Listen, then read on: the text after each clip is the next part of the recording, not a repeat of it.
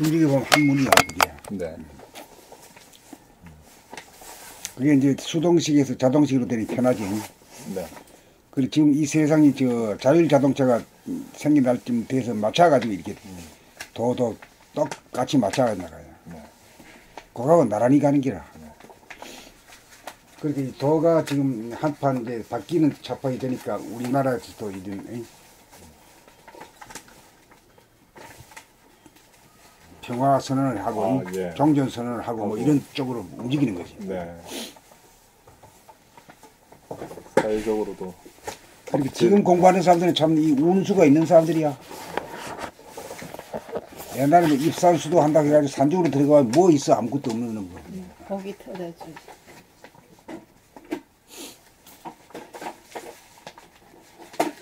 선생님 그러면 숨이 저절로 끊어졌다가 이거 야가 죽으려고 하는 거는 안 죽어지잖아요 사실은.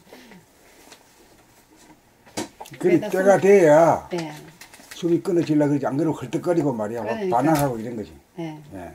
일단은 뭐 시절이 돼야. 그렇지. 그 때가 돼야 되지. 꽃이 피는 것도 봄이 돼야 되는 거지. 예. 아이고 안녕하세요. 잘 지내셨습니까? 덕분에 잘 지냈습니다. 목소리가 아주 좋으십니다. 커피 드릴까요? 됐습니다. 제가 알아서 사 먹겠습니다.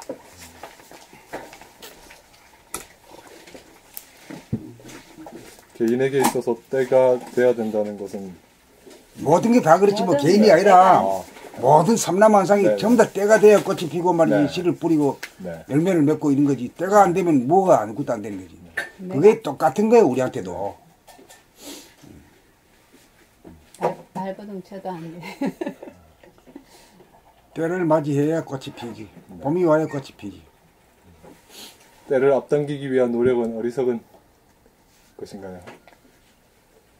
노력은 뭘 말하는 건데? 음, 노력도 노력 나름이라. 애고가 무르익고 성숙하게 하려는 이 낭독. 애고는 물 있고 성숙하는 게 아니라 애고는 그냥 뭐 싸움하고 뭐 욕하고 말이야. 네. 개심 떨고 네. 이래 하면 그게 자기가 짓고 자기한테 고통이 돌아온다는 사실을 뼈저리게 알아야죠. 뼈저리게 하는. 예. 그 우리 아이들도 그게 저 촛불 켜놓으면 말이야. 아이들이 자꾸 잡으려고 하잖아. 그래 못 잡으려 해도 한석고 잡으려고 해. 네. 그래 가만히 놔둬 버리면 이놈이 가서 한번 뛰고 나면은 아따 뜨겁다 해가지고 절대 갖다 대라 해도 안 돼, 갖다 대야. 네. 그게 깨달음이요. 예. 근데 결국은 그 봄도 찾는 것도 봄도 시절리는도 자기가 만드는 것이지 누가 만드는 거 아니잖아. 꽃 피는 것도 봄이 돼야 꽃이 피는데 그 봄도 그러니까 우리는 자기가 열심히 공부해야 봄을 해야지 돌아봄을 공부를 해야 되지. 자기 봄도 자기가 만들어서 자기가 꽃이 피는 그렇지. 거니까 시기가 꼭 있는 거 아닙니까? 그러니까 꾸준하게 죽기 살기로 이렇게 햄하면은 그게 봄이 돌아오는 거라. 이 계절의 봄이랑은 그 딱 정해져 있는 그 시간이 돼야 되지만은 이거는 자기가 노력하는 만큼 말이지. 이게 애써 방금 원남이가 그 말 하니까 그 한 거 보니까 그게 영 빈트 틀린 말을 하고 있길래 그 말 한마디 거들었네. 자기가 공부한다 해서 그건 자기가 그치가 자기가 만드는 것이지. 시달리년을 자기가 뭐 공부한다 해서 듣는 거 아니다. 그렇게 말하는 거 보니까 공부하는 사람으로서 그것이 할 말이 아닌데. 그래 말하면 안 되지. 그렇게 말하고. 내가 노력하는 만큼 때가 앞장기고 나한테 달린 게 뭐더라. 그렇지 나한테 알는 거지. 그러니까 뭐 나물 탓하고 뭐 자연을 탓하고 뭐 때가 안 됐다 그래 미루는 것은 그 무책임한 소리야. 무책임은 아니라 보공부 하는 사람으로서 좀 어리석다고. 그 말밖에 표현 안 되네. 그 봄의 인연도 내가 만드는 거다. 내가 열심히 하면 되는 것이니까 꼭 날씨 탓으로 내 안에 봄이 오면 봄이 되는 거니까.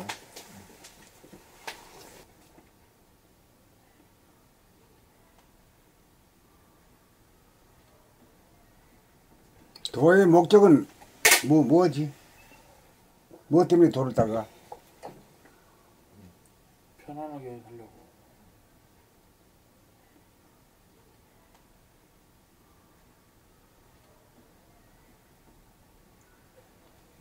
편안하게 사는 말을 그렇게 하면 좀 너무 싸구려 같잖아. 건강한 신체에 그러니까 두 마디로 한 말을 배워야지. 건강한 신체에 아니야, 그건 나이 그거도. 편안하다는 말에 비슷한 말이 뭐 있나 말이지. 그것도 고급 말을 써야지. 네. 평안. 여유롭고 한가하게. 안락이라는 말이 있어요. 안락. 편안한 자에다가 기쁨을 나기거든. 네. 편안한 기쁨을 누리려고 하는 거 아니에요. 그렇죠? 네, 맞습니다. 그러니까 말을 어떤 말을 쓰느냐. 편안하다 하면 뭐 보통 쓰는 말이고 안락을 찾기 위해서 한다.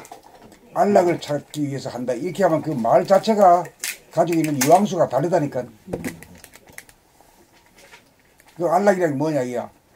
편안한 즐거움이다 이게요. 아, 네.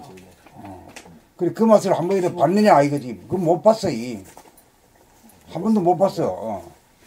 쾌락만 추구했지 안락은 맛을 못 봤어. 머리에는 편안한 안을 누리고 몸은 낙을 누린다 해서 건강이. 안락이. 그러니까 말을 배워야 돼. 말을 도를 하려고 그러면 말을 배워야 돼. 그 적합한 말을 써볼 수 있어야 돼요. 네. 도를 배우는 목적이 뭐요? 말을 배우고 참네. 안락을 누리기 위해. 안락을 누리기 위해서 한다 그러면 네. 딱 떨어지잖아 그냥. 네. 최종 목표를 그 편안하다는 말하고 안락이라는 말은 조금 달라. 네 깊이가 다른 것 같습니다. 예. 그래. 편안한 낙을 취한다. 이 편안한 낙을 하면 좀 맛을 봤냐 이렇게 하면 봤나 안 봤나 이렇게 되지. 항상 보고 누려야 못 봐줘요. 항상 보고 누려야 지금까지 한 번에 봤냐 이거지. 그 어떤 거냐 이 물으면 또 말로도 해야 되는데 아는 것 같긴 한데 말이 안 나온다 하면 그건 안 되지. 정신 차리고 있는 상태가 편안해. 아니야. 그 정신 차린다 하면 뭐 다 좋은 말에는 다 연결이 되지만은 그 말에도 촌수가 있잖아요. 편안하려면 어떻게 해야 편안하냐? 머릿속에서 머릿속에 이 생각 저 생각이 왔다 갔다 하지 않고. 그러니까 이제 자동차 지금 이제 자율자동차가 나오잖아요. 그 수동식 운전을 하던 사람이 자율자동차 타보면은 얼마나 편한지 알게 될 거란 말이에요. 그와 같단 말이에요, 그게. 그러니까 뭐냐, 자동식으로 돼야 돼요. 뭘 자동식으로 되냐고. 숨을 쉬고 생각하고 말하고 행동하는 모든 것이 자동으로 돌아가. 하늘이 있다 밖에 맡아 간단 말이에요. 그렇게 되면 나는 뭐 구경할 일밖에 없으니까 망고강사이지. 그러니까 말에도 저 촌수가 있고 그 가까운 촌수, 먼 촌수가 있어. 그래 가까운 촌수께로 이사 갈 수 있는 그게 있어야 돼. 그게 이제 말 배우는 거예요.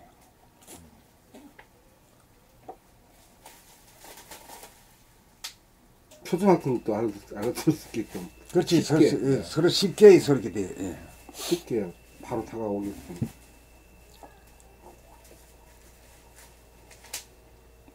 이게 말을 가장 쉽게 말하고 서로 감을 통하게 말하기가 가장 어렵다고 그러잖아요. 그러면 어떻게 하는 게 그러면 어떻게 된 거 돼야 안락을 취할 수 있겠느냐, 누릴 수 있느냐. 이거는 현상이든지 간에 뭐 이 기회든지 물질이든지 관계없이 우리 생활에서 딱딱 그 얘기를 해야 돼요. 수동식보다는 자동식이 편하지? 예. 그러면 그 이치가 딱 맞는 거 아니야? 네. 사람의 일이나 기계의 일이나 말이야. 똑같잖아요. 네. 예.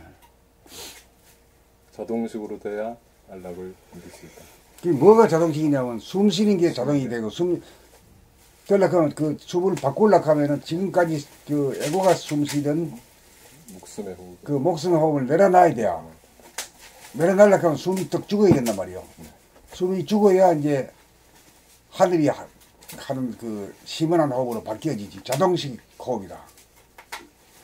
그래 그걸 더 바라보고 있으면 망고강사이지. 저절로 숨 쉬어지고 저절로 생각하고 말하고 행동하니까. 그래도 저절로 쓰기지 사실은. 잘 쓰려고 해봐야 안 되는 거지.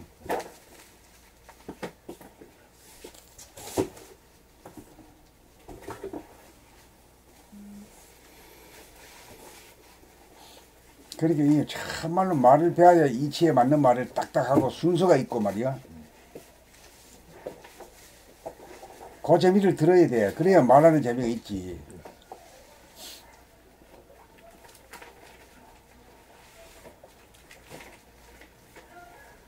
우리는 벙어리로 벙어리.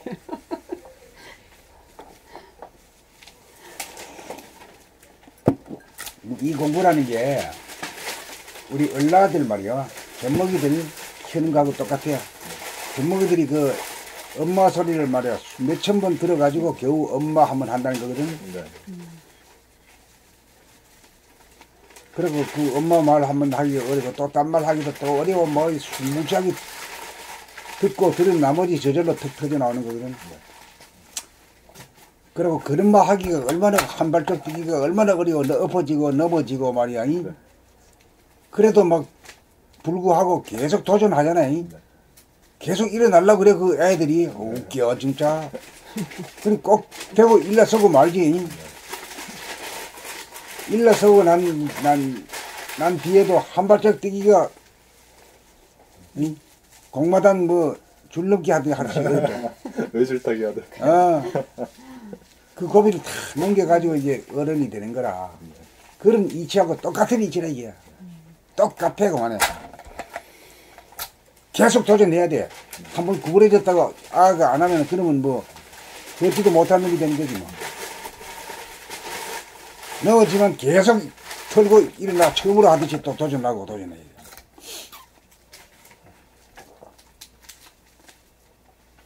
그 공부의 끄트머리에 가서는 이제 숨을 이제 교체하는 거이. 도 연결이 잘 돼야 돼. 잘 되면은 그저 안락함을 바로 취할 수 있는 거라. 아, 도가 이 안락함을 누리게 되는 거구나. 안락함을 누리게 되면은 내 에고가 소아가 그 대화가 하늘한테 믿고 맡기는 거구나. 그게 자동화 시스템이구나. 이래 얘기하면 뭐 아들도 다 알아듣겠다. 그렇지 않아요? 네.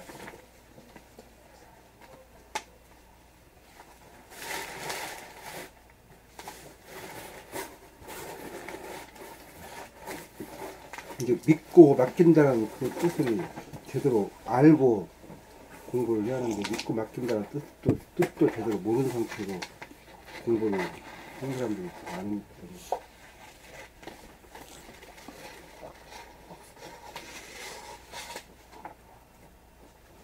그래 왜 믿고 맡기냐 하면은 뭐 이놈의 생각만 이렇게만 한 생각만 이렇게만 막 그냥 막 고슴이 둥거리고 말이야. 근데 망상만 피워 이놈은 멈추려 걔가 안 멈춰지고 그렇잖아. 그런 그 고통을 스스로 느껴가지고 이거 정말 이걸 벗어나야 되겠다는 간절한 그 발심이 생겨야 돼요.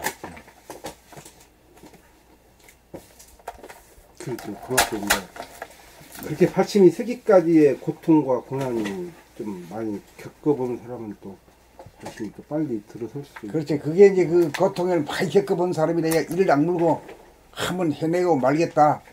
내가 태어난 것이 이 도 하나 통하려고 한 거구나. 이것이 하늘에 충성하고 부모에게 효도하는 일이구나. 그렇죠. 그 내가 또 성공하는 일이구나. 이렇게 되거든. 내가 세상 태어난 목적과 이유가 이게 이것밖에 없구나. 그리고 이제 우주의 섭리라는 게 하늘의 섭리지. 하늘의 섭리라는 건 인간이 완성되는 거라. 싸움꾼 말이야. 체험쟁이. 아 이게 말이야. 아이고 큰 위대한 존재 큰 사람이 되는 거라. 큰 사람이라는 건 뭐냐면 천지 만물 우주 만물과 다 자기 마음 바탕에 다 들어온 경지라 이게. 그래야 심심하고 외롭지 않아요. 따돌리지 않아. 그게 이제 주객의 일체로 다른 말로 하면. 주객 일체, 무라 일체라.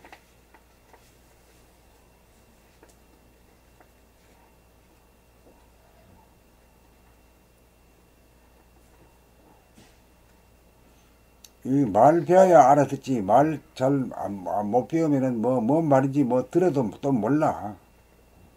우선 알아들어야 뭐 통하지. 그래, 아들도 뭐 못 알아들 때는 말해봐야 뭐 이리 멀쩡하게 보기만 했잖아. 뭐라고 그래, 알아들어야 뭐라고 뭐 대답하지. 밥 먹었나? 이렇게 하지.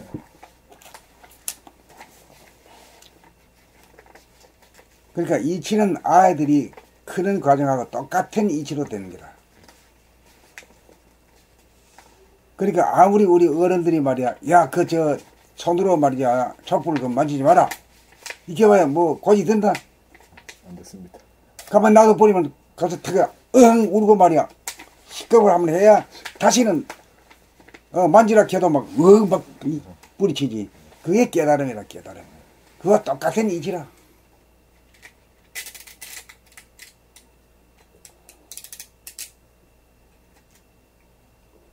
술, 담배 끊는 것도 그래야. 머리로다가 아무리 결심을 해봐야 그 되나 안 되지. 자기 뜻대로 되는 게 한 개도 없는 거라.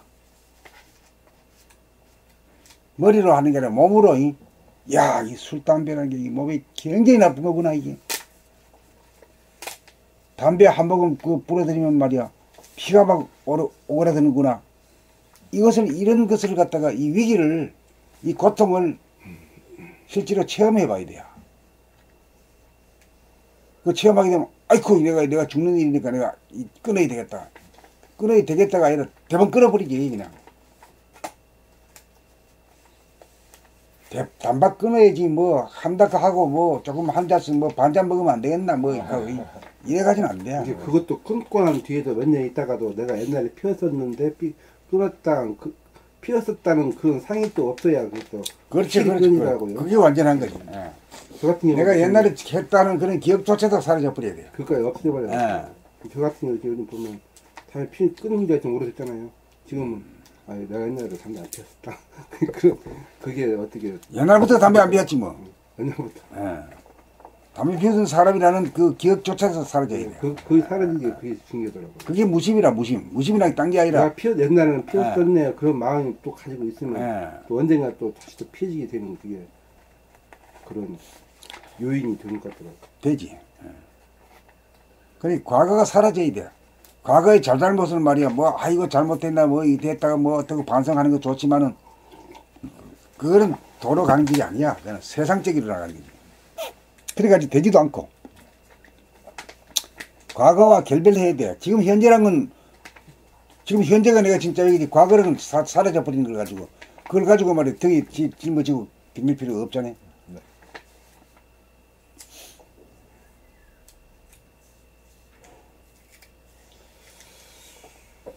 어제 새로 지금 그 2개가 있잖아. 그거 한번 올라오면 읽어보자. 네, 네.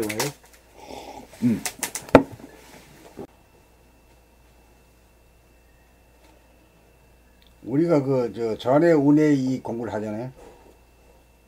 근데 과학에서 이미 1980년대에 노벨상을 받은 사람들이 있어요.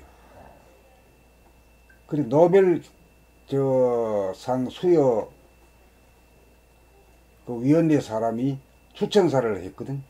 거기에 어째서 이게 전해 운해가 어떤 기능을 하는지 그걸 내가 과학적으로 아주 명료하게 풀이한 대목을 있어가지고 그러니까 같이 우리 공유하려고 우리 알고 넘어가야 되거든.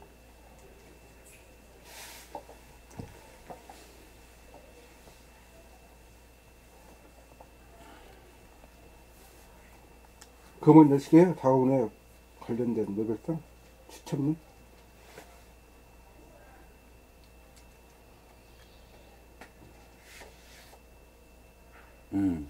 그것부터 먼저 해야겠네. 해가지고 올라가야 되겠네. 자운해와 관련된 노벨상 수여 추천문. 이게 실제로 거기서 추천문을 만들어 가지고 한 거예요. 상 주기 전에. 네. 이 공덕이 없고 이의가 어디에 있다는 것을 분명히 밝힌 거예요. 그러니까 자운해에 대해서도 이제 그 사람들은 과학적으로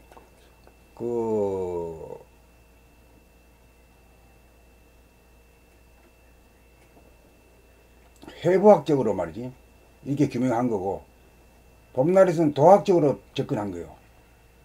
그러니까 도학적인 것과 과학적인 것이 합해져야 될 시대예요. 예.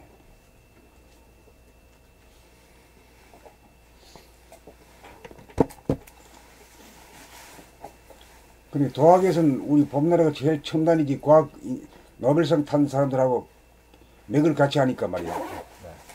유례가 없는 일이지. 최초의 일이지. 아, 그렇잖아. 네. 예. 그 내가 이걸 알고 쓴 게 아니라 하다 보니 같이 된 거야, 이게.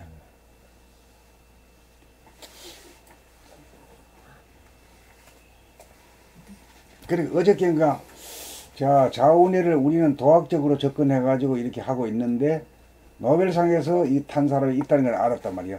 이름도 모르고 뭐 어떻게 된지를 몰라. 그래서 한번 찾아오라 해가지고 어저께 찾아가지고 그걸 갖다 올리는 거예요. 우리만 알고 넘어가는 게 아니라 모든 법님들이 공부하는데 이걸 알아놔야 된단 말이지. 알고 넘어가야 돼요.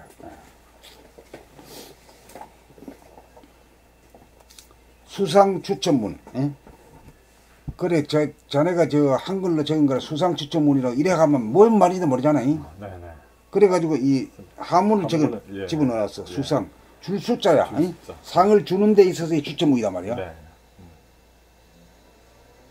그래 해놔도 지금 이 한문을 뜻을 모르면 또 헛방이지. 그래서 선생님께서 제목에는 수열하고 그러니까 수열하고 예. 이제 해버리지. 아 그럼 이거 수열하고 하면 그 헷갈릴 리가 없잖아요. 없어요. 예. 중단 뜻을 예. 다 알거든. 예. 그러니까 그렇게 이제 이걸 어떻게 하면 알아들을까 하고 이제 자꾸만 이제 연구하고 또 수정하고 그러는 거지. 예.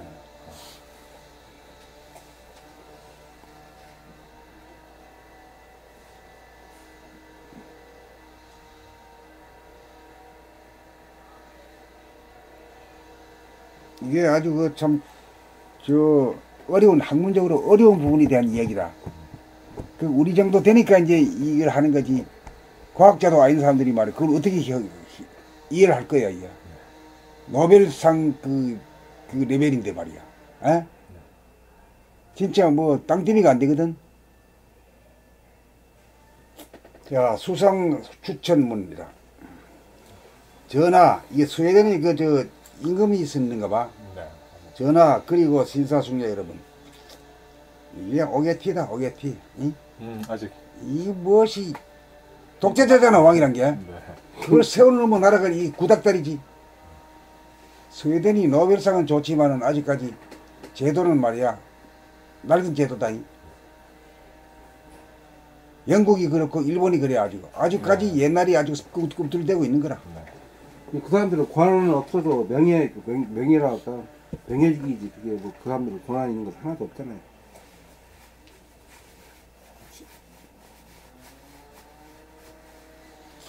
아마 그건 좀 그리 된 것 같아. 권한은 없어. 일본 왕도 권한이 없고 영국도 왕이 권한 없고 스웨덴도 마찬가지기야. 그 상징적으로 이렇게 생각할 때 왔던지. 그것이 아마 홍보 효과가 크다고 그러더라고요.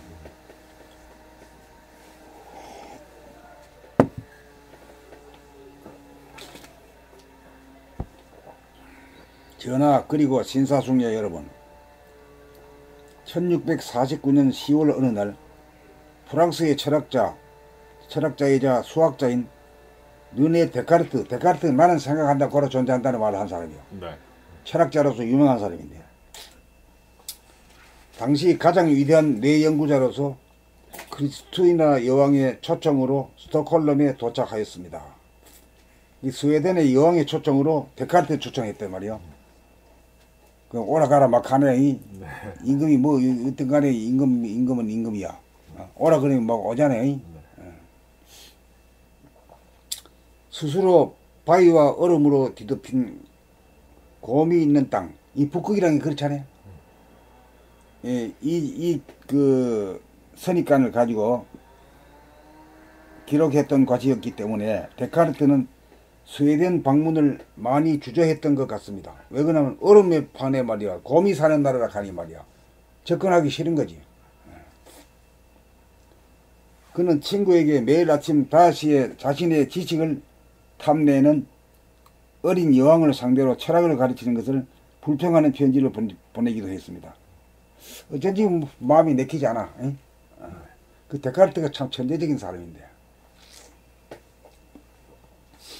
데카르트 학파를 따르는 현대의 뇌 연구자들 역시 오늘의 노벨상 수상자들과 같은 조건은 아니지만 또 다른 고난과 가능성이 그들 앞에 놓여 있습니다.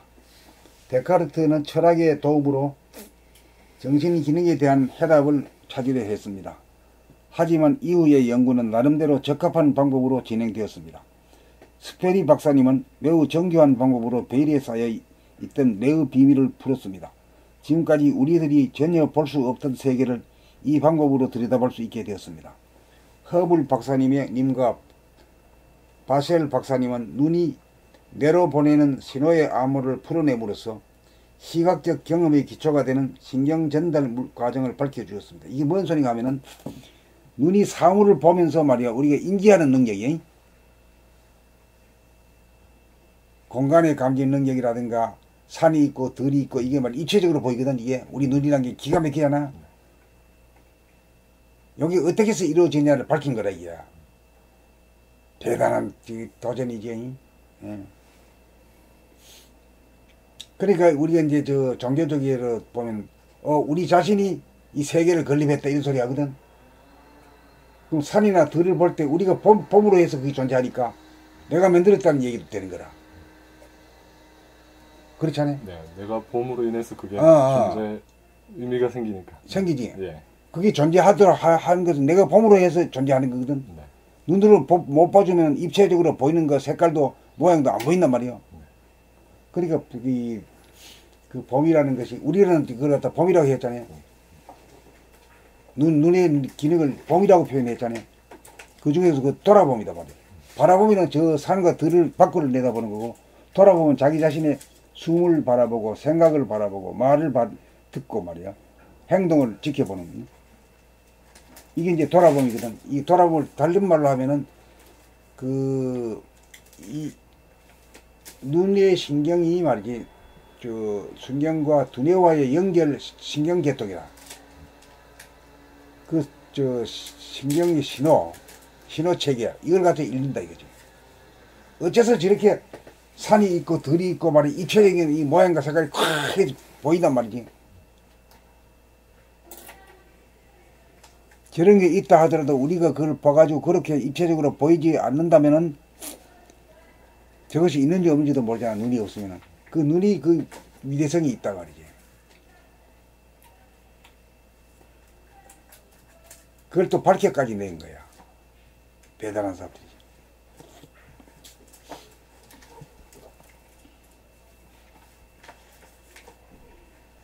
스페리 박사님은 매우 정교한 방법으로 베일에 쌓여 있던 뇌의 비밀을 풀었습니다.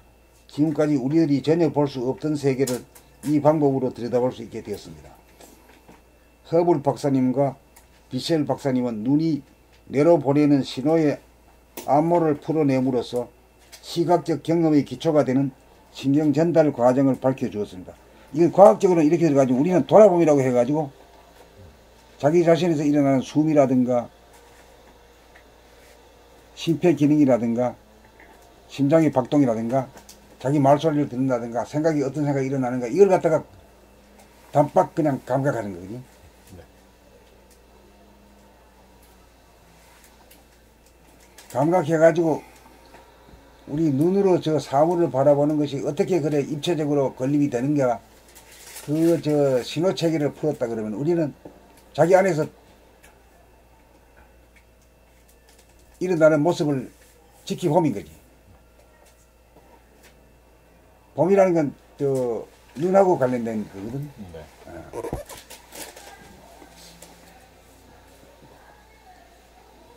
뇌는 구조적으로 동일한 두 개의 반구로 되어 있습니다.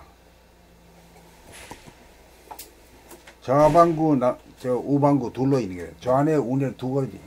그 왜 저 질 테일러가 왜 들고 나왔던 해골 바가지 봤지요 사진? 네. 그 두 개로 돼 있죠. 두 개로 돼 있고 네. 그 중간에 이제 뇌량이 있죠. 뇌량이라는 게 그 약이라는 소리가 이제 다리라는 뜻이거든. 예.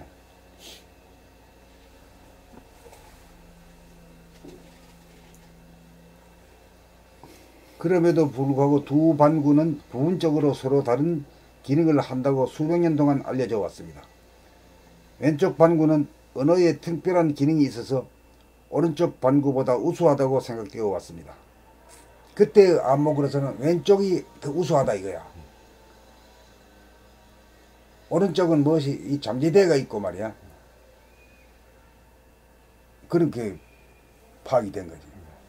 더 우수한 것은 나중에 와서 이제 1980년대 와서 이제 알아요.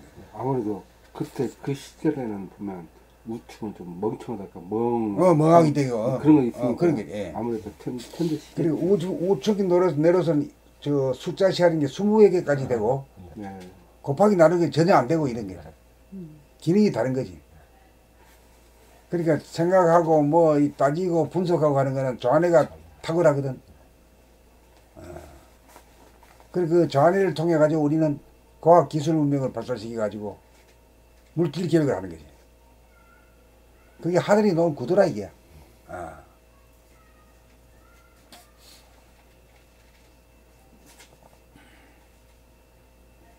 마치 두 반군 결혼한 지 오래된 남편과 아내처럼 보였습니다. 선생님 그 위에 문장을 안 읽었습니다. 왼쪽 반구는 언어에 특별한 기능이 있어서 오른쪽 반구보다 우수하다고 생각되어 왔습니다. 이 얘기한 거죠. 네, 그다음 오른쪽 반구에 대해서는 그 역할을 찾기가 어려워 일반적으로 왼쪽 반구의 잠자는 파트너 정도로 여겨졌습니다. 이건 내가 그 잠재됐다고 하는 말로 설명된 부분이요. 네. 잠재되어 가지고 그 기능을 발휘하지 못한다 이거야. 달리 말하면 생각이라는 게 감각을 억눌러 버렸다 이 말이죠. 네.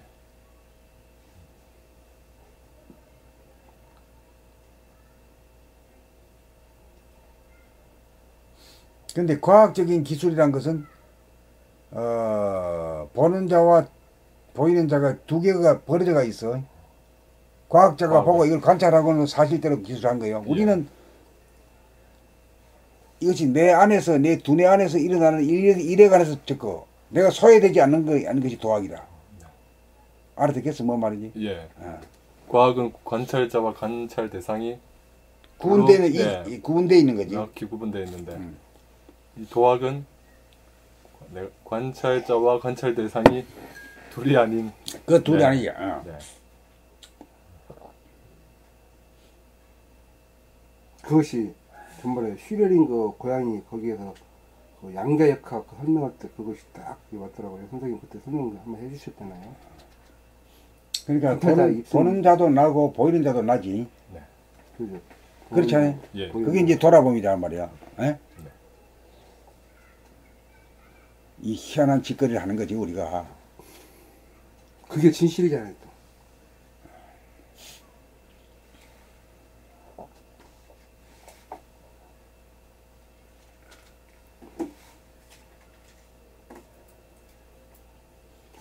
왼쪽 방구는 언어에 특별한 기능이 있어서 오른쪽 방구보다 우수하다고 생각되어 왔습니다. 오른쪽 방구에 대해서는 그 역할을 찾기가 어려워 일반적으로 왼쪽 반구의 잠자는 파트너 정도로 여겨졌습니다. 마치 두 반구는 결혼한 지 오래된 남편과 아내처럼 보였습니다. 각각이다 이 말이야. 각방서 그 소리다. 같이 쓰면서도 아내는 아내 역할을 따로따로 하는 거죠. 구분이 확실히 됩니다. 1960년대 초기에 스페리 박사님은 두 반구의 연결이 끊어진 어떤 환자들을 연구할 기회가 있었습니다.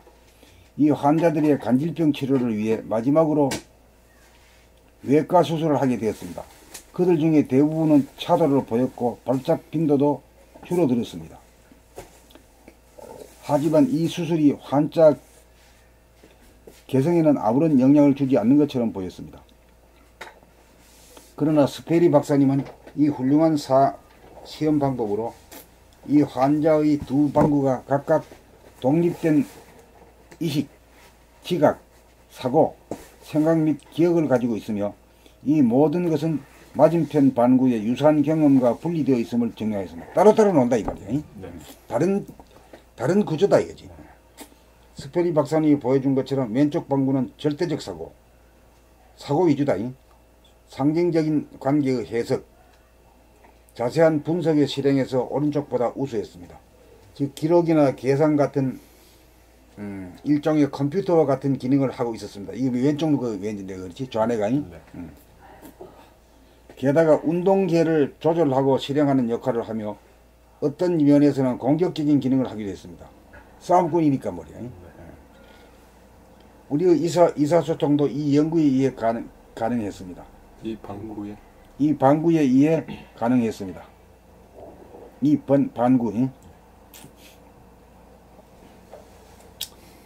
반면에 오른쪽 대뇌 연구는 말이 없고 본질적으로 외부 세계를 접할 가능성이 적었습니다. 명사형의 간단한 단어의 의미는 이해할 수 있었지만 형용사나 동사의 의미는 파악하지 못하며 기록도 불가능했습니다. 이 운해라는 것이 그 상상의 날개는 펼 수도 있지만은 기억이 없어요. 언어라든가 이 기억으로 이게 하는 게 이게 무기력이다 말이야. 그렇기 때문에 운해 본의가 되어 가지고는 자네를 버리는 게 아니라 자네를 다시 살려서 가지고 같이 합작을 한단 말이야.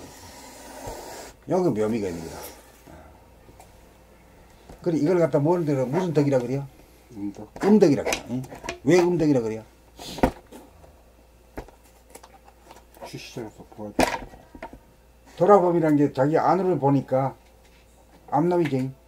음이지. 안으로 향하는 거는 음이고 밖으로 향하는 거는 양이다. 그러니까 바깥 사람이라 하잖아요. 옛날부터 안 사람이라 하고 안 사람이 음이고 바깥 사람은 양이지 뭐. 밖으로 나가 돌아다니는 건 양이고 안에서 살림하는 거는 음이다 이게. 음양으로.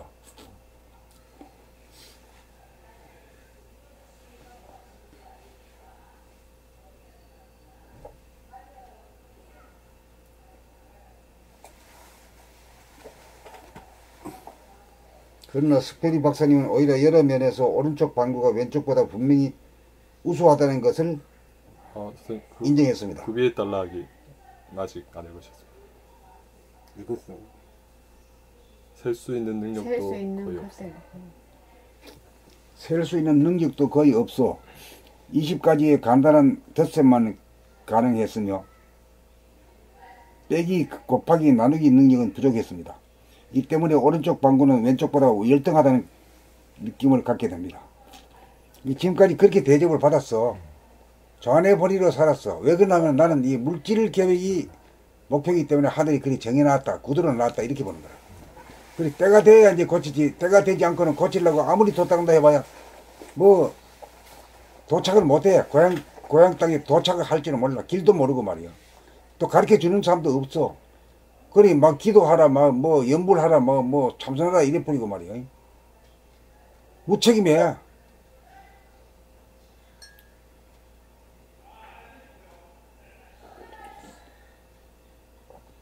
그러니까 뭐 그저 노동을 하고 말이야. 길 닦고 집 짓고 말이지.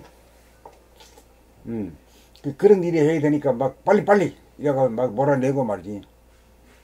죽도록 일하도록 만드는 거지. 그래서 생긴 우리가 지금 뭐 도로라든가 아파트라든가 기가 막히잖아 지금. 엘리베이터 타고 말이지 10층 20층 막 오르내리잖아. 그 옛날 궁궐보다 더 높은데 더 좋은데 살면서도 말이야 그 또 불만이 많아.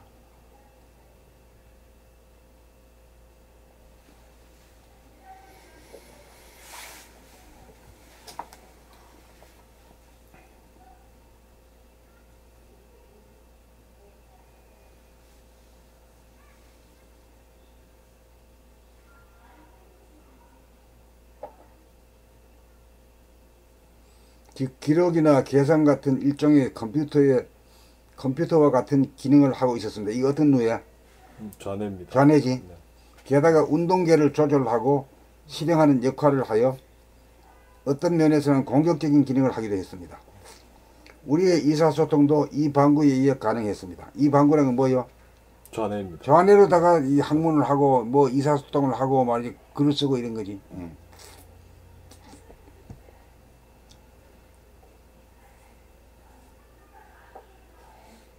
명사형의 간단한 단어의 의미는 이해할 수 있었지만 형용사나 동사의 의미는 파악하지 못하여 기록도 불가능했을 것입니다. 셀 수 있는 능력도 거의 없어 20가지의 간단한 덧셈만 가능했으며 빼기 곱하기 나누기 능력은 부족했습니다. 더하기 뭐 20가지까지밖에 안 되고 빼기도 못하고 곱하기도 못하고 나누기도 못하는다. 운에는 그렇다 이 말이야. 그 대신에 뭐냐면 전체를 입체적인 파악하는 능력. 사실과 같이 재생시킬 수 있는 그런 능력. 그게 이제 운해가 가지는 거예요.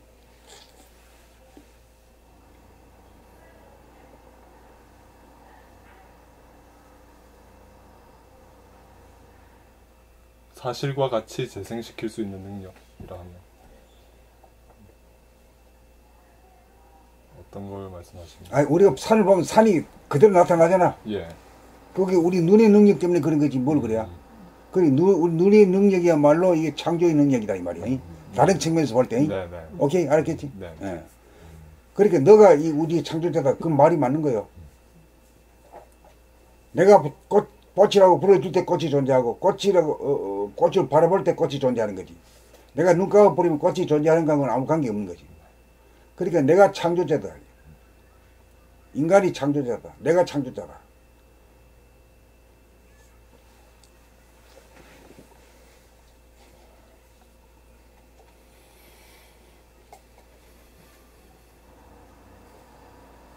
그러나 스페리 박사님은 오히려 여러 면에서 오른쪽 반구가 왼쪽보다 분명히 우수하다는 것을 입증했습니다.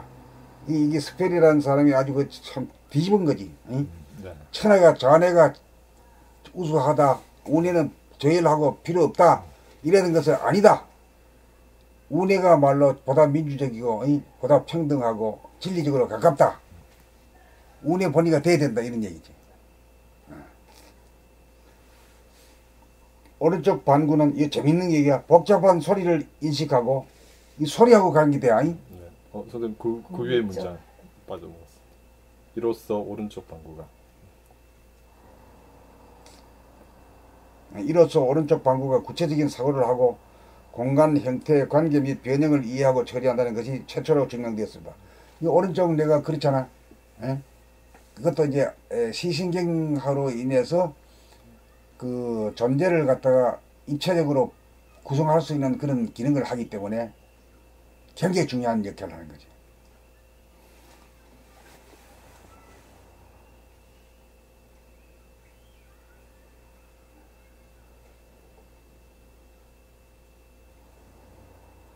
자꾸 올라가 버린대. 자꾸 올라가 버려. 최초로 증명되었습니다까지. 예, 거기까지.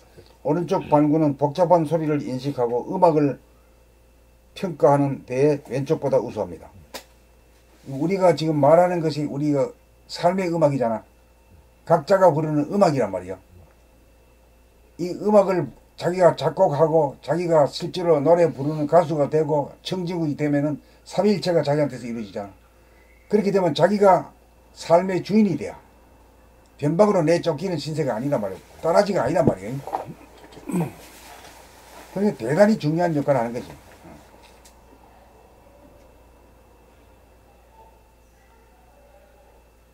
우리가 아는 사람의 얼굴을 인식하고 이전에 보았던 도시나 풍경의 지형을 인식할 수 있는 게 쉽게 음률. 왼쪽보다 우수합니다. 쉽게 음률, 곡조의 아름다움을 인식하고 음과 톤을 정확하게 구별할 수 있습니다.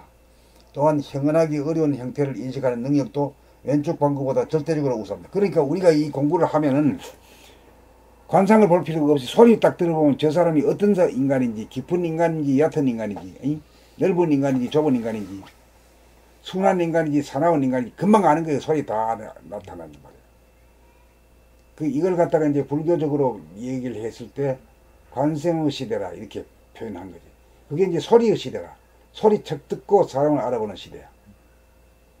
누구만 되는 게 아니라 누구든지 다 되는 시대야. 그래 거짓말을 못해 이제라. 대통령 선거는 얘 누군지도 몰라가지고 이랬지만은 뭐 학교 어디 나왔나 뭐 박사학위가 있느냐 뭐 했냐 이게 따졌지만은 이제는 소리 딱 들으면 다 알게 되는 세상이란 말이야. 참으로 밝은 세상이 왔어. 그렇지 밝은 거지. 밝은 게 사람이 사람을 알아보는 게 밝은 거고 사람이 사람을 보는데 저기 착한 놈인지 뭐 바른 놈인지 뒤틀 놈인지 뭐 도대체 모르는 그 어두운 세상이죠. 예. 암흑의 세상이. 밝은 세상은 사람이 사람을 제대로 즉각적으로 알아볼 수 있는 능력이 있을 때가 광명의 시대지. 그렇죠. 네. 예.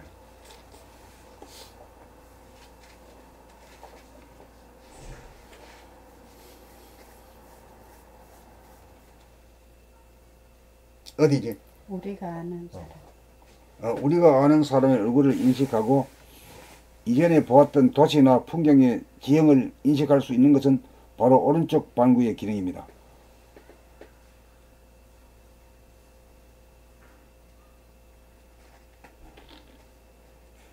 우리 아들이 일본에서 있는데 한번 봤다 하면 말이야 골목이고 뭐고 그냥 찾아와 그냥 눈썰미 있는 사람도 있더라고요. 눈썰미 있어. 그 사람은 왜 그러냐면 그 바둑제이거든 바둑. 바둑이란 게 늘 그 장소 이걸 갖다 보거든. 예. 골목이 어떻게 꾸는지 이거 탁 보면 그냥 알듯이 그런 기라. 네. 그 참 희한한 사람이다 내가 속으로 있어요. 우리는 몇 번 보고도 금방 잊어버리는데. 네, 그런 것도 보면 감이 있는 사람들 보면 길치들이 많더라고요. 그렇게 한번 갔다 왔는데도 모르는 사람이 있지. 계속 헤매. 아 그거하고 또 달라. 근데 그거하고 또 다르더라고. 또 달라. 그런 예. 거 봐요. 나 완전 길치게. 잘 못 찾아요. 한번 갔는데. 갔던 길도 못 돌아나. 그래서 나는 이제 그 같은 길을 가기 위해서 맞은편에 뭐가 있는가 주유소가 있다 이러면 주유소를 딱 외워놔 버려. 그러죠. 그러면 내버리면 이게 잊어먹어도 괜찮은 거라. 주유소 어디 있지 찾으면 금방 찾게 되는 거야. 그렇게 또 편법이 나오더라고. 그러죠. 그게 그러니까 딱딱 하나씩 목표 지점 하나씩 딱딱 이제 방 놔두면은 나중에 그게 참고가 되더라고요. 참고가 되지. 또 어딜 가면서도 그때 먼 기억이 딱 떠오르면 그거가 딱 떠오르는 그 기억도 나고 그게 또 방법이더라고 또. 그러니까 그거 이제 운에 가지고는 안 되기 때문에 자네와 합작을 하는 거지. 자네란 것은 이름이 뭐더라? 저 주유소 이름이 뭐더라? 그거 바로 그 앞에 집이요. 이렇게 해놓으면은 어딘 줄 자기는 몰라. 기억이 없지만은 딱 보면 이거구나.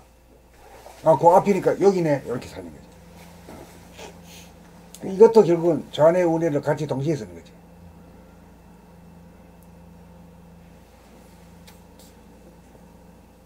그게 감이 있는 사람도 혹시 길치가 많더라고. 딴 데는 아주 밝은 사람인데 그 길치가 있지. 예. 몰라.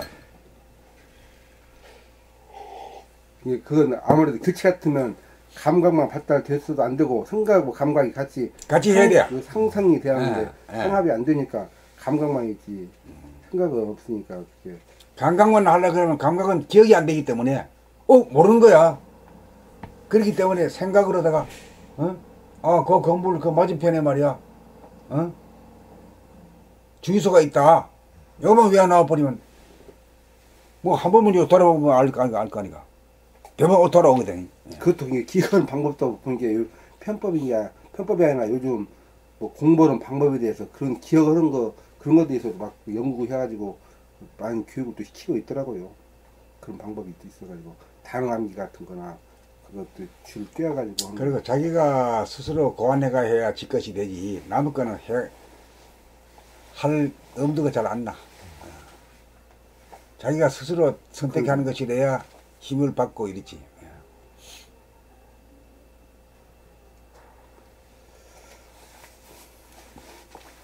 자, 그 다음에 어디지? 50년 전.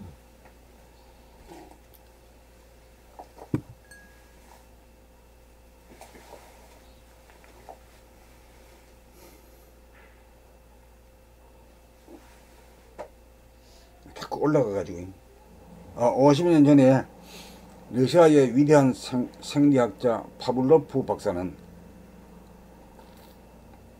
이 50년 전이니까 이 1980년대니까 1930년대 얘기. 그 내가 태어나기 전이다. 지금 이 시기는 지금 그게 81년도. 81년도 아니면 60년도 기준으로 그때 해가지고 상탕은 81년도 아닌가요? 상탕제 80년도. 네, 상탕이 81년도고 이거 지금 한때는 지금 60년도로 알고 있는데. 그 정도 될 거야, 막. 근데 이 앞에 제일 먼저 첫 탈락에 1590, 1500 몇 년에 나오거든요. 그건 데카르트 얘기야. 그때 그 얘기가 보니까 그때 데카르트하고 갈릴레오고 같은 동시대네요. 갈릴레오가 끝까지 모르겠고. 보니까 데카르트 시대. 지금 여기서 이 시대는 지금 50년 전이니까 60년대를 기준으로 볼 것 같아요. 이 파블로프 박사는 인류는 사고하는 사람과 예술가로 분류한다고 주장했습니다. 하지만 그는 틀렸습니다. 그렇게 둘로 나눠진 건 아니다 이거지. 오늘날 우리는 스페리 박사님의 연구로부터 좌반구는 냉정하고 논리적으로 사고하는 반면에 우반구는 상상적이고 예술적으로 창의적인 부분임을 알게 되었습니다. 따라서 사고하는 사람은 좌반구가 지배적인 사람일 것이며 예술가는 우반구가 지배적인 것입니다. 허블 박사님과 비셀 박사님은 1950년대 중반에 볼티모어의 신경생리학적 학자 쿠플러 박사님 실험실에 일원이 되었습니다. 이때 쿠플러 박사님은 눈에 맺힌 상을 망막세포가 어떻게 처리하는지를 설명하는 실험과 관련된 연구를 완성하였습니다. 1년 전에 돌아가신 쿠플러 박사님은 연구에서 시각계의 정보 처리를 계속 분석할 수 있는 방안을 가르쳐 주었습니다. 따라서 우리는 오늘 쿠플러 박사님을 기억해야 합니다. 이 사람이 상을 받았나 못 받았나, 죽었기 때문에 못 받았겠지.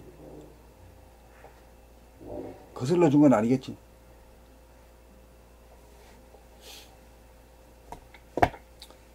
아이고, 서양 사람 이름은 말이야, 우리나라 이름도 구분하기 어려운데, 읽었는지 안 읽었는지도 몰라. 뭔지도 기억도 안 나, 이게. 외우기도 어려워. 따라서 우리는 오늘 쿠플러 박사님을 기억해야 합니다. 눈이 뇌로 전달한 비밀 신호를 해석할 수 있는 열쇠는 오로지 뇌만이 갖고 있습니다. 허블 박사님과 비셀 박사님은 바로 이 암호 해독에 성공했습니다. 그들은 대뇌 피질의 여러 세포 중에서 신경세포의 여러 세포층에서 신경세포의 신호를 도청했습니다. 그리하여 그들은 망막 영상의 여러 성분들, 즉 대조, 직선의 형태, 영상의 움직임 등을 어떻게 읽고 피질세포는 이를 어떻게 해석하는지를 알게 되었습니다. 기둥 모양으로 배열된 이들 세포들은 각자 엄격하게 정해진 순서에 따라 신호를 분석하여 상세한 그림을 만들어내고 있었습니다. 허블 박사님과 비셀 박사님은 이 연구에서 망막으로부터 전달된 충격의 암호를 해석하는 피질세포의 능력이 출생과 더불어 일정 기간에 발달하는 것을 알 수 있었습니다. 이러한 발달이 일어나기 위해서는 눈의 시각적 경험이 필요합니다. 이 기간에 단 2, 3일만이라도 하나의 눈이 감기면 그림을 해석하기 위한 뇌의 능력이 정상적으로 발달할 수 없게 되어 눈은 시력을 영원히 상실하게 됩니다. 정상적인 발달을 위해서 눈은 반드시 빛에 노출되어야 할 뿐만 아니라 뚜렷한 영상이 망막에 맺혀야 합니다. 이는 뇌가 출생과 함께 높은 3차원적 재현성이 있다는 것을 의미합니다.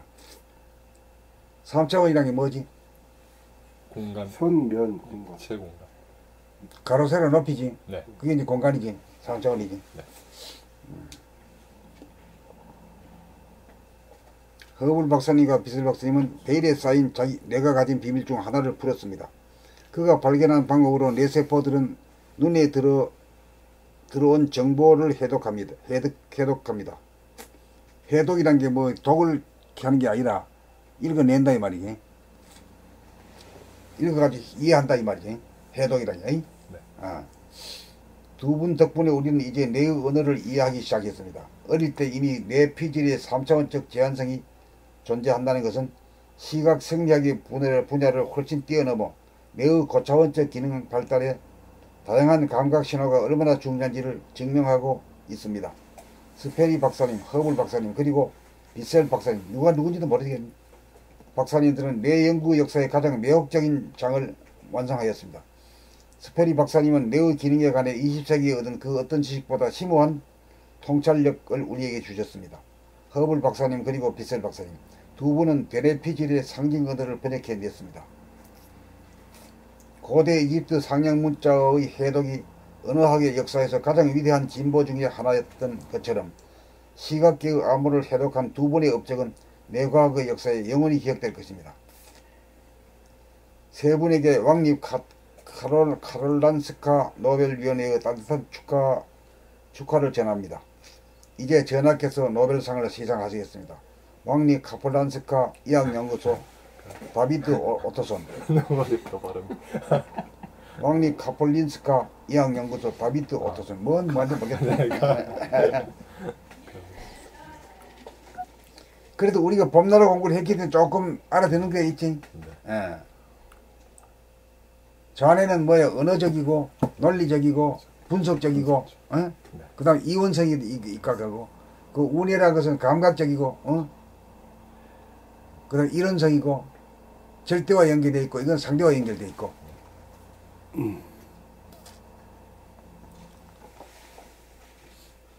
봄나라는 상대가 내 밖에, 그 밖에 사람을 하고, 두뇌라고 하는 대상학의 바로 나의 두뇌이기 때문에 그 변방으로 몰리지 않거든. 근데 그 과학이라고 하는 것은 자기가 도외시 된 가운데 객관적인 사실만 추구하기 때문에 조금 그 뭔가 아는 것 같은데 말이야, 뭐 어쩌란 말이냐 이게 나와. 나는 어쩌란 말이냐 이게. 그렇게 도학이라는 것이 나와가지고 그 중간 역할을 해야 될 거야. 그러니까 과학과 도학의 시대가 앞으로 손에 손을 잡고 나가야 돼. 그 우리가 최초로 시도하는 거지. 이게 뇌도 이거 과학적으로 파고 들어가면 너무 끝이 없는 것 같아.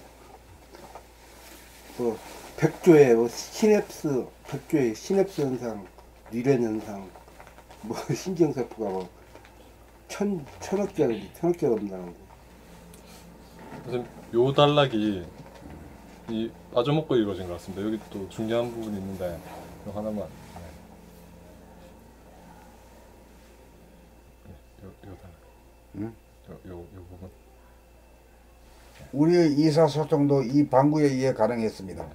반면에 오른쪽 대뇌 방구는 말이 없고 본질적으로 외부 세계를 접할 가능성이 적었습니다. 그렇지? 이건 안으로만 향해 있지 밖으로는 좌뇌가 한단 말이에요. 네.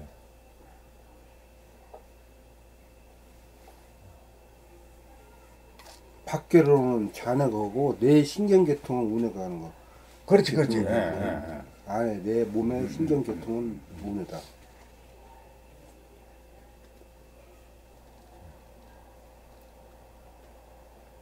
예, 중요한 건 요거 읽어서 이제 됐습니다. 저는. 네. 이름도 전부 다 올 필요도 없이 그냥 스페리 박사만 읽어지지도 않아. 스페리만 문제 스페리만 알면 스페리라는 사람이 세 명이나 나오니까 뭐 외우지도 못하고 말이야. 바델 박사, 허블 박사, 허블만 하긴 허블은 들어보면 되게 허블 박사, 비스텔 박사, 글쎄요. 스펠. 1980년대에 노벨상 받은 사람들 있잖아. 네. 지금 몇 년 전이야? 그러면 30년 전인가? 37년 전입니다. 딱 40년 돼가네. 40년 돼가네. 네. 아이고. 아니 40년 80년생이다. 80년생이야 너? 80년생이라고? 몇 년생이야? 65년생. 65년생이야? 그러면 그때 80년 되면 몇 살인 거야? 저 39이요.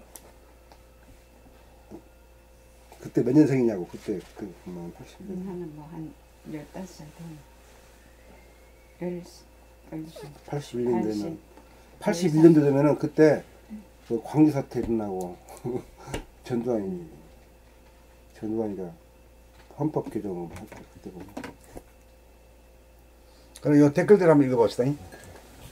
댓글을 많이 달아서 사람들이 그래도 지수연, 우리가 인식하는 세계라고 하는 것이 태어난 지 3일 이내에 두 눈으로 빛이라는 것에 노출된 시각이 망막에 맺힌 명암의 차이, 선, 움직임을 두뇌가 3차원적으로 다시 나타내 구성해 만들어지므로 이 무슨 말인지 아시겠지?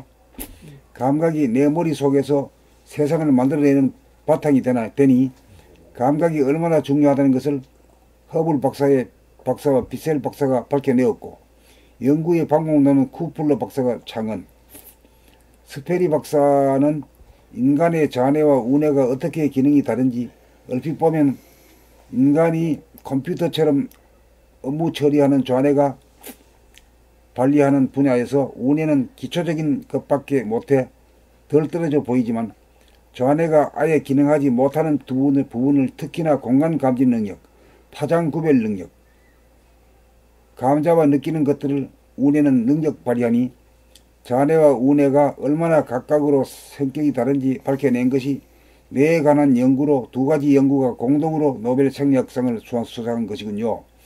두 연구가 우열을 가릴 수 없이 중요하다는 뜻에서 공동 수상한 것이겠죠. 아주 헛박까지 다 기회네. 과학이라는 것은 자네가 바탕이라 이렇게나 이해하려면 걸칫거리라서 아무나 못하는데 자우뇌의 감각에 관한 같은 내용을 우리는 봄나라 책으로 보통 말로 아무나 쉽게 어려울 것이 하나 없게 배울 수 있으니 봄나라에 있는 사람들이 타고난 복입니다. 이렇게 해놨고 그 다음 이창석 본인 읽어. 예. 봄나라 공부 덕분에 노벨상 수상 추천문의 글이 공감되는 부분이 많이 있었습니다. 이거 대단하다. 노벨상 추천 분야에 확 알았으니까. 네. 이는 5월 1일 공부 시간 이 글을 읽으면서 원하 선생님께서 중간중간 짚어주셨기에 놓치지 않고 음미할 수 있었습니다. 우선 좌뇌가 기록이나 계산 같은 일종의 컴퓨터와 같은 기능을 한다는 말이 좌뇌의 특징을 잘 드러내주고 있고 공격적인 기능을 하기도 한다는 말이 대립갈등 투쟁을 일삼는 좌뇌 본의의 모습을 그대로 말해주고 있네요. 그리고 우뇌를 좌뇌의 잠자는 파트너 정도로 여겼다는 대목에서 우뇌의 돌아봄의 능력이 대부분 잠재되어 있는 상태이기에 이렇게 표현할 수밖에 없었겠구나 이해하게 됩니다. 그리고 우뇌는 말이 없다는 표현이 무심, 고요함, 침묵의 두뇌임을 말해주고 있네요. 그리고 우뇌는 본질적으로 외부 세계를 접할 가능성이 적었습니다 라는 말에서 결국 외부의 세계가 아닌 내면의 세계인 본질과 관련된 내부지향적인 두뇌임을 말해주고 있고요. 또한 소리를 인식하고 음악을 평가하는 데 우수하다, 곡조의 아름다움을 인식하고 음과 톤을 정확하게 구별할 수 있다는 말에서 우뇌가 파장과 밀접한 관련이 있음을 알 수 있게 해줍니다. 그렇기에 외부의 소리가 아닌 자기 소리 들으면서 하는 낭독 공부야말로 내부지향적이면서 파장과 밀접한 관련이 있는 우뇌를 활성화시키는데 제격임을 다시금 확인하게 됩니다. 옛날에 김대영이가 또 썼어. 네. 그가 발견한 방법으로 뇌세포들은 눈에 들어온 정보를 해독합니다. 두 분 덕분에 우리는 이제 뇌의 언어를 이해하기 시작했습니다. 어릴 때 이미 뇌피질의 3차 원적 재현성이 존재한다는 것은 시각 생리학의 분야를 훨씬 뛰어넘어 뇌의 고차원적 기능 발달에 다양한 감각 신호가 얼마나 중요한지를 증명하고 있습니다. 뇌의 좌방구, 우방구의 차이성, 시각세포가 눈에 끼치는 영향, 80년도 초에 이미 노벨상까지 받았군요. 과학과 도학이 상승합니다. 과학적 사실도 놀랍지만 본질의 역할을 선생님께서 봄나라로 구현해 놓으신 것이 참으로 놀랍고 놀랍습니다.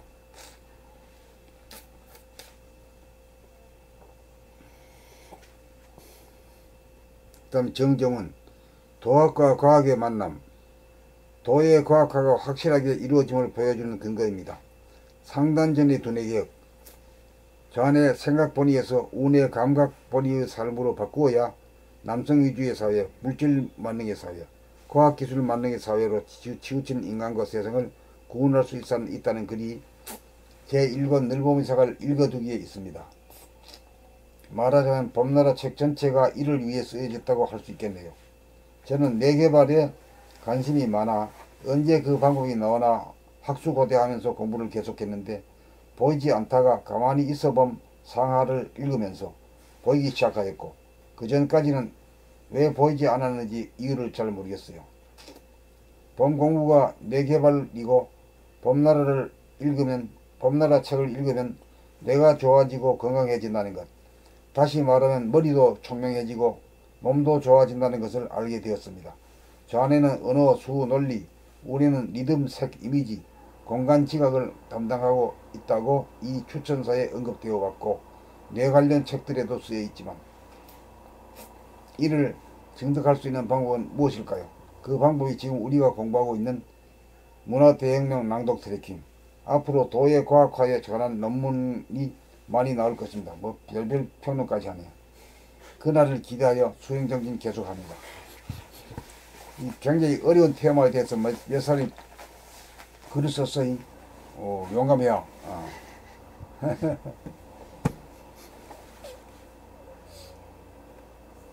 그 다음 그 위에 걸로 나가고 합시다. 네.